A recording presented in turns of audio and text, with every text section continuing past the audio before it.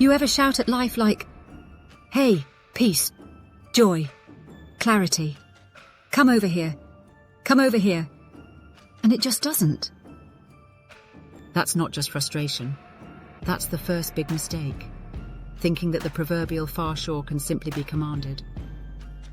Spoiler, it can't. Today we're cracking open the ways that people get stuck along the Buddhist path, like every single hurdle. All the reasons your inner monk is still camped out on the near shore, scrolling Dharma quotes instead of crossing to the far shore. So let's zoom out. From previous episodes, we recall the Buddha's allegory of the man wanting to cross the River Aciravati. That if you want to realize clarity, end suffering, or awaken fearless creativity, you've got to cross from here to there, from near shore to far shore. And the river? That's the path to be navigated. But wait, it gets better. The Buddha didn't just vibe about rivers. He told us why people fail to cross.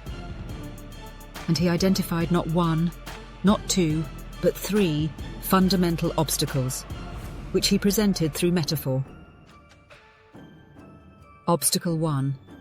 Instead of crossing, the man just stands there, yelling for the far shore to come to him. We might say that he's simply oblivious to the process. He thinks spiritual breakthroughs work like pizza delivery. They don't.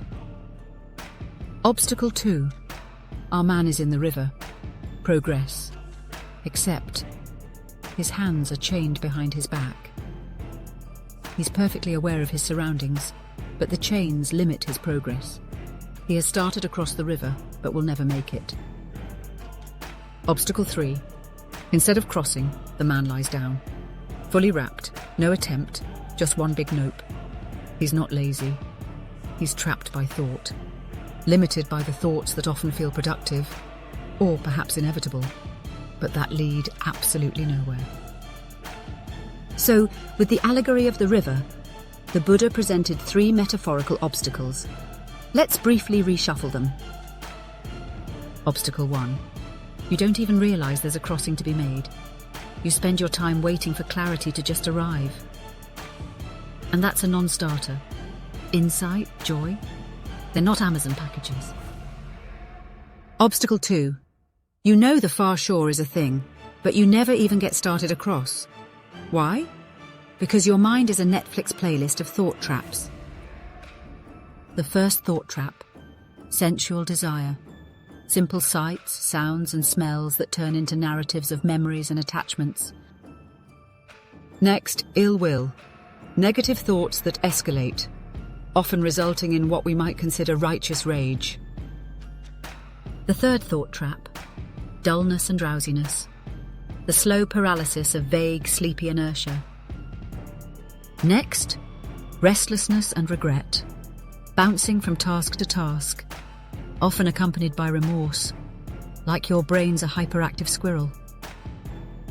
And the last thought trap, doubt, the quiet killer.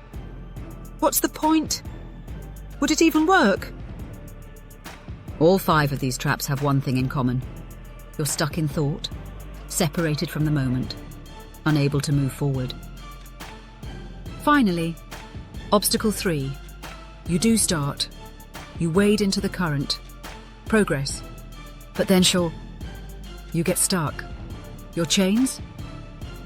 Not attachment per se, but the absorption in the sensations themselves.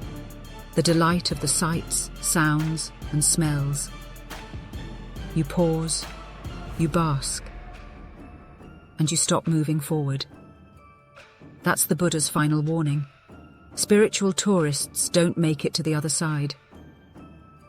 So what's the fix? First, realize that crossing is on you. Next, start across. Finally, keep going. That's it.